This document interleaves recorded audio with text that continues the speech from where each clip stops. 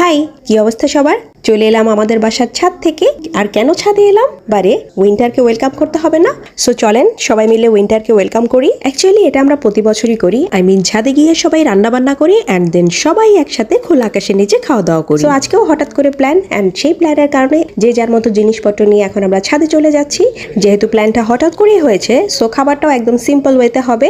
ভুনা খিচুড়ি খাবো। আর যেহেতু হালকা হালকা ঠান্ডা, এই হালকা হালকা ঠান্ডাতে খিচুড়ি খেতে অনেক ভালো লাগবে। আর এই যে আমাদের চুলাও অলরেডি বানানো হয়ে গিয়েছে। আর এই সিম্পল ভুনা খিচুড়ির মধ্যে থাকছে অনেক কিছু। এই যেমন বিফের সাথে আমরা অ্যাড করেছি গাজর, ফুলকপি, সিম, টমেটো, মিষ্টি কুমড়া, শীতকালীন সব ভেজিটেবলস গুলো অ্যাড করছি। আর যেহেতু শীতকালীন পার্টি, সো শীতকালীন ভেজিটেবলস না দিলে তো খিচুড়ি জমেই না, রাইট? তো এই যে চুলা জ্বালানো হয়ে গেল।